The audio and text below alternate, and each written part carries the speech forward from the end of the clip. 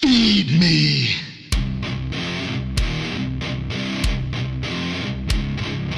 Feed me more.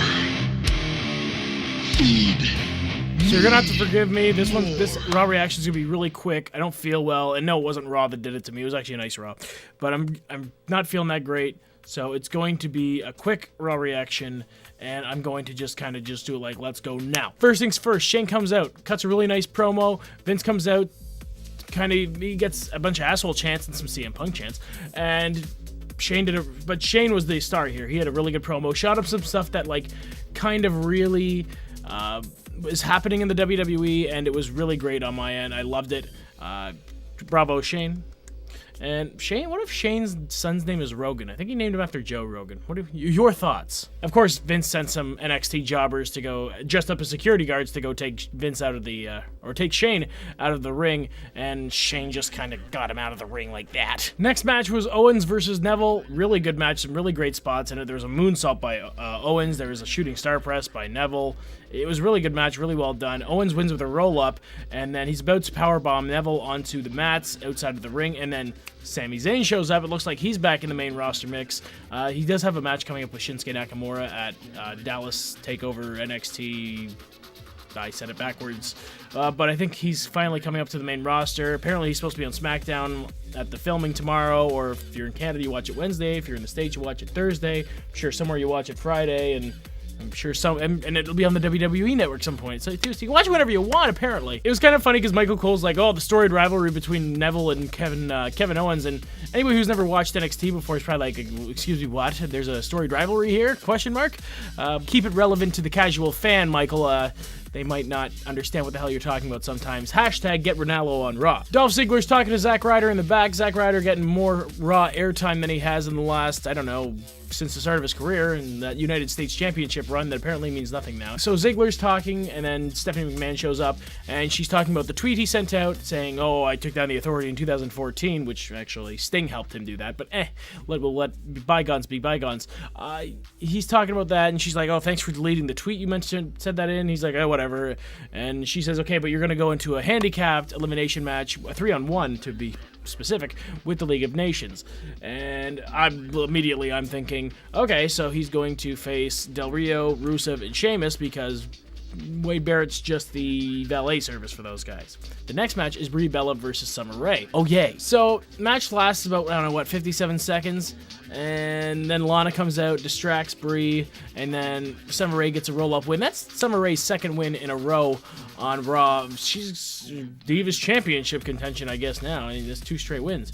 But it was a bad match. I didn't want to watch it, and I'm glad it ended fast. And then Lana hits Brie with Brie's own finishing move, which was a nice touch, but I would have rather seen Lana hit Brie with some yes kicks. Next up was an Ambrose promo, and I'm kind of realizing that, Ambrose is getting pushed similarly to the way Reigns was getting pushed, but Dean Ambrose is way over and Roman Reigns couldn't get over. It just shows that creative had the right idea, they just stuck it on the complete wrong guy, and image isn't everything, WWE. I know that Roman Reigns has the look, but who the hell cares? I'm sure in 1995, the WWE didn't know it was next huge superstar was going to be a bald guy with black tights, black knee pads, black boots, swigging beers, and insert other things Stone Cold Steve Austin does here. Also, WWE, if you're going to build this roadblock match with Ambrose and Triple H, stop saying that Triple H and Reigns are definitely going on at WrestleMania. These little vignettes you do during the commercials. It's stupid. It's making the whole roadblock thing seem illegitimate, and it's like, oh no, this is just a smoke and mirrors. Whoa, you're only smoke and mirrors. Whoa. Jeez. Anybody else remember when Cody Rhodes was the Intercontinental Champion? Pepperidge Farm does, though. So finally, we get to the Dolph and League of Nations match. Of course, Dolph eliminates Wade Barrett because Wade Barrett's leaving the company in June, and he can't show any strength.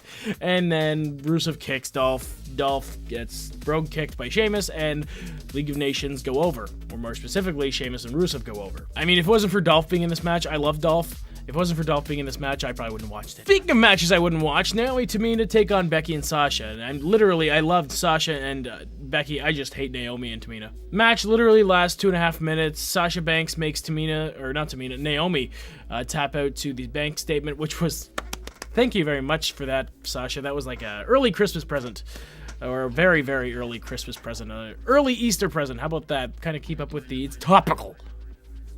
Is topical the right word there? I don't know. But either way, Becky and Sasha win, then Charlotte beats them up. Same old song and dance leading up to the big dance, WrestleMania 32. Next up was the match I was looking forward to the most, Y2AJ versus The New Day. And this match it delivered. There was big spots, there was false finishes, which had me jumping out of my seat almost.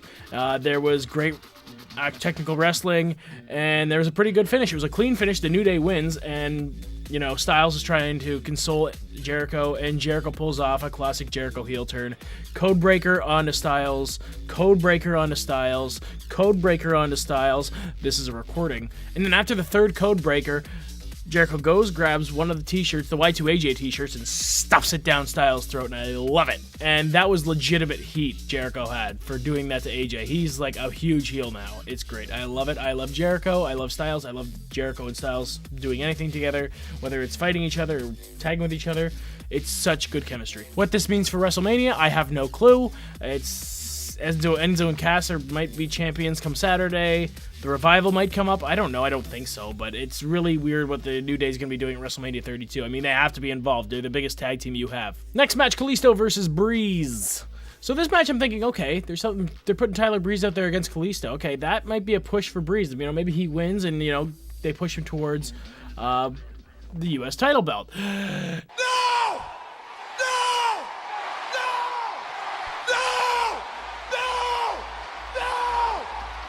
Then, of course, Kalisto's doing an interview backstage to talk about it, and there's some sort of rivalry coming up. It's just setting up for that. And in comes Ryback in his black tights and his Goldberg tights, and he's talking about how he's a weird heel. He's not even a heel. He's somewhere in that gray area between heel, purgatory, and babyface, and I don't know where he is. He's in purgatory somewhere. So he pulls a promo. It's kind of an awkward promo. He brings up a lot of, superhero references, and, I don't buy Ryback being a big superhero guy, so it was kind of weird. And then he says, I'm going to face those social butterflies, the social outcasts. And then we see the social outcasts. They're in the ring, they're talking, and Curtis Axel's taking on Ryback, so they talk about Curtis Axel being the Axeman, and then they do this, and then they dance in a circle, and they make really weird moaning sounds, and I turn to my TV, I'm like, what? Of course, it's a squash match. Ryback goes over, leaves the ring without, looking at anybody. And the main event, Ambrose versus Wyatt. Really, it was a well put together 10 minutes before there was a disqualification because the rest of the Wyatt family got involved with Bray against Ambrose. And then Triple H comes out in his suit music, which is the King of Kings music, his suit music. So Hunter gets into the ring and Bray stares him down, and he caresses the championship, and the crowd's going wild. They just want to see anybody but Reigns and Triple H be the champion at this point, I think. I think it's like the WWE's testing out different guys, see what kind of reactions they're getting from the crowds. Okay, we'll put the title belt next to Ambrose, see how loud they get. Okay, we'll put it next to Wyatt, see how loud they get. Okay, we'll put it next to Heath Slater, see how quiet they get. And so that happens, and then Hunter looks at Ambrose, he looks at the announcer table, he goes down, he rips off the stuff from the announcer table like they always do, and then he goes back into the ring and dirty deeds. So Hunter's just sitting there selling, he's out, and Ambrose grabs the title belt, and he's looking at it, he's in the corner just holding on to it, and Raw ends.